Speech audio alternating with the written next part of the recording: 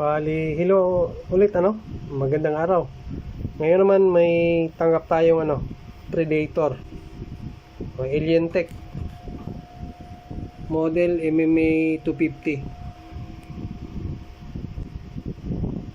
So daming kumukuha ng welding na to Pero tingnan natin yung loob at saka para malaman natin kung anong tsura. Kasi sabi nung may-ari dito, kabibili lang niya ng welding na to. Kauumpisa pa lang niya ng trabaho niya, nasira na. Bali, tingnan natin, alamin natin kung anong naging dahilan ba't ang daling nasira. Baka pwede natin sabihing factory defect o talagang may problema yung welding kaya nasira agad Bali, buksan ko na lang yung unit para makita din natin yung loob. Bali, ito yung problema ni Predator. Yan, nagbi-blink lang. Tapos ayaw umikot ng fan.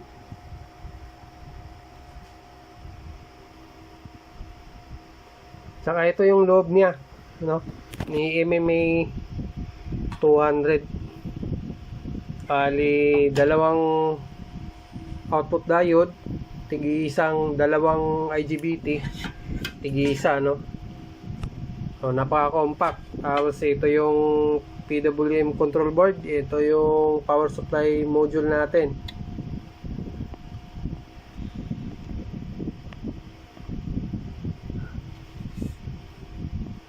Doon sa mga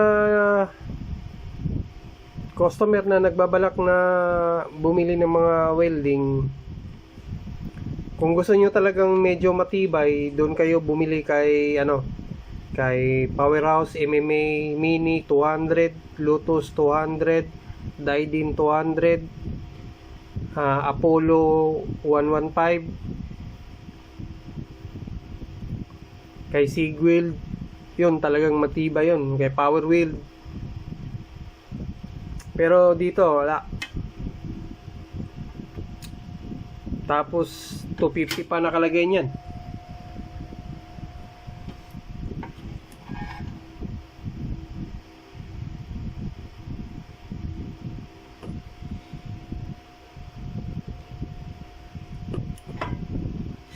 So, hindi lang natin alam kung bakit bumigay yung dito, yung ganitong problema ni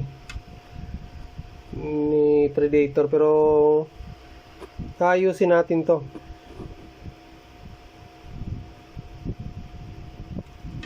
Pero check natin yung output diode dito. So buo naman. Yan. Buo naman yun. Meron tayong 0.339 voltage drop. Ang IGBT dito, hindi natin matest kasi nakabalot ng kulay puti.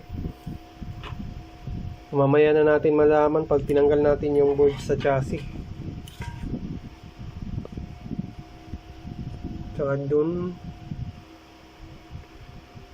hindi ko lang alam kung may sira ba dito sa IGBT side niya.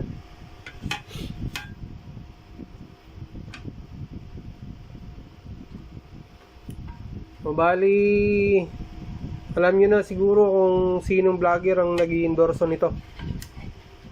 Bali, ito-troublin lang natin to kung bakit nagkaganon yung welding na to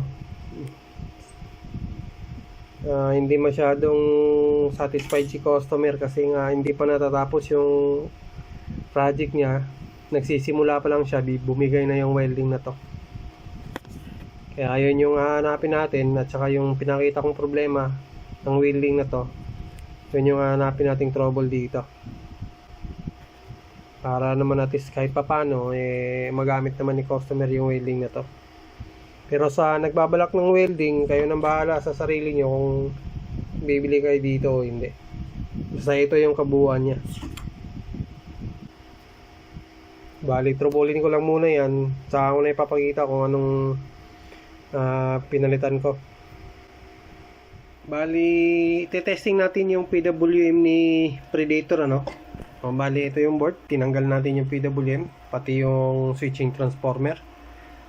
pati yung power supply module nakatanggal na rin kasi kailangan natin i-tester yon.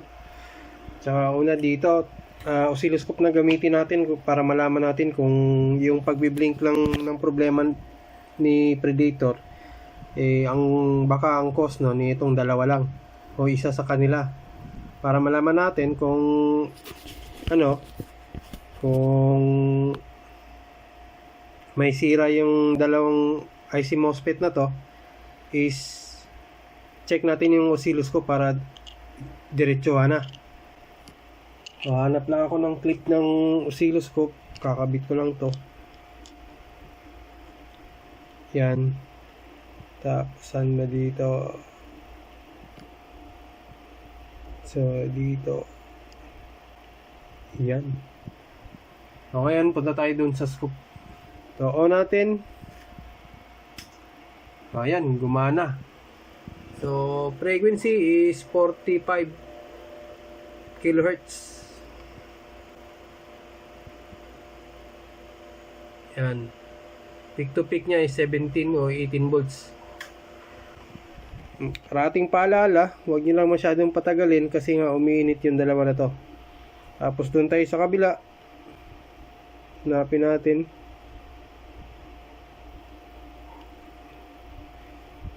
Oscilloscope na para talagang diretso malalaman natin kung may sira o wala. Ayan. Ulit. So 45 same. O bali okay. Tapos kuha lang ako ng isang prad ng oscilloscope para testing natin yung dalawang channel.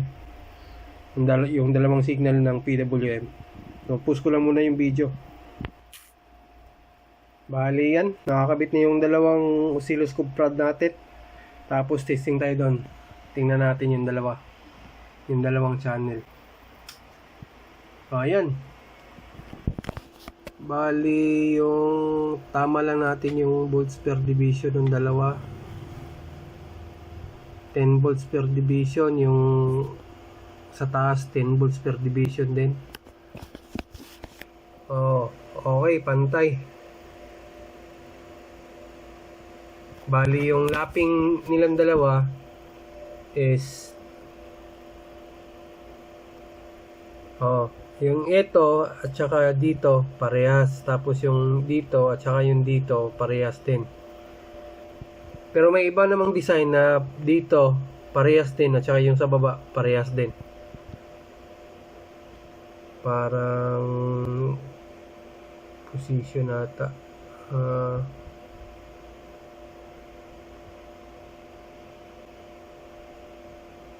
So parang ganito kailangan yung i-check yung natin dito, yung mag-base tayo dyan sa yan.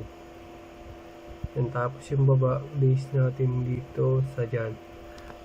So kailangan bilangin nyo yung square kung ilan. So dito mula dito isa at kalahati.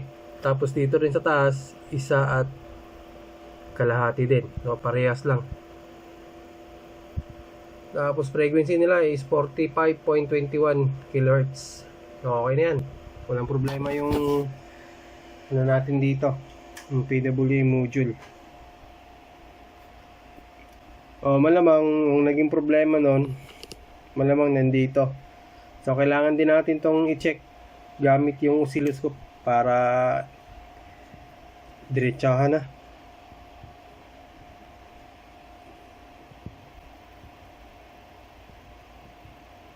So magsi-set up lang muna ako ng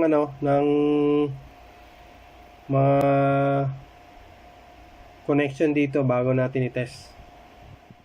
Bali ngayon, magti-testing tayo kung gagana na ba yung relay. Pagkatapos nating matrouble dito, isa sa mga dahilan nagpalit tayo dito kasi nga nagbi-blink yung display natin. At saka na-test naman natin yung PWM, wala namang problema. Ito yon. Tsaka ito din yung diagram ni tawag dito? Predator. Yan, ito yung diagram ni Predator. O kung tutusin nyo, teka lang, tatanggalin ko lang muna.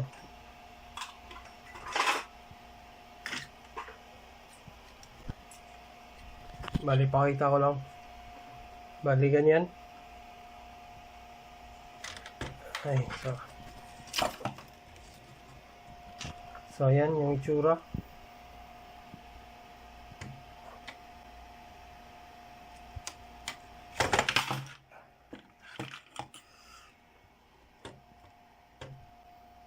Bali, ayan yung itsura. O, ayan yung itsura. So, tingnan nyo na lang. Parehang-parehas yan. Yung capacitor. Yun din yung capacitor. Yan, yung mylar. Ganun din yung mylar doon. Walang pinagkaiba yan. Tapos dyan, wala pa namang tinanggal natin yung pulse transformer ng IGBT. Nandun din. O, bali okay na yan. Ngayon naman, pagkatapos kung may pakita sa inyo yung yung diagram, magte-test na tayo dito ngayon. Naka-on na yung switch niyan. Tapos yung kulang na lang is yung switch ng extension natin para malaman natin kung magkakaroon ba ng 24 volts dyan sa relay na yan at kung maririnig ba natin pumitik yan. So ito na. So yun, pumitik. Tapos test tayo dito. Kung may 24, ayan, meron tayong 24.43 volts na nasukat. So tanggalin natin. Yan. Test. Yun, 24. Kung bali ngayon, okay na yan. Okay na yung ginawa nating dito. Pagto-trouble dun sa power supply module. Kailangan na lang nating ikabit yung PWM na yan. Tsaka iti-test ulit natin dito. So, ganun lang talaga ako nagto-trouble ng mga hard trouble na mga unit. Yung problema ng welding na to, nakita nyo naman, nagbi-blink ng mahina. Hindi siya nagbi-blink ng malakas. Kaya ginawa natin ng ganito. Tapos balik lang ako pagka naikabit na natin yung PWM board dito. At saka yan, may balik na rin natin dito. So, bali ganito lang yung ginagawa ko para hindi masyadong mahirap mag-test ng mga test point. Bali, andito tayo sa labas ngayon, magte-test tayo ng arc ni Predator. Bali, yung welding natin naka-on na, nakaset na tayo ng 119. So, test natin dito.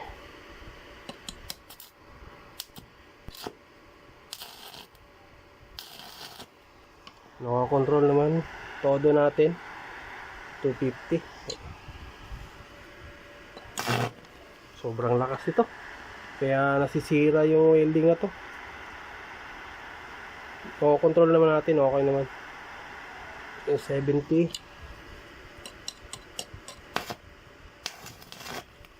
Ayan. O, bali yan lang muna. Balik tayo dito sa loob, Na-assemble na natin si Predator MMA 250. O, bali nakita naman ninyo kanina sa labas yung tinesting nating welding. Spot weld lang ang ginamit natin. Tapos nakokontrol naman natin yung arc. Yun yung pinaka-importante doon. Kasi magiging baliwala yung repair natin pagka hindi natin nakokontrol yung welding pagkatapos nating ma-repair. So, di ko na siguro patatagalin. Hanggang dito na lang siguro yung video natin. Kasi marami pa akong nakatambak dito na welding. Yung mga customer nagmamadali, pero hindi naman tayo nagmamadali sa trabaho kasi ayaw ko ng ganun kasi madaming back job pagka minamadali natin. May nakakaligtaan tayo minsan ng mga test, so ayaw ko ng ganun. So kita ulit tayo sa susunod na video. Maraming salamat ulit.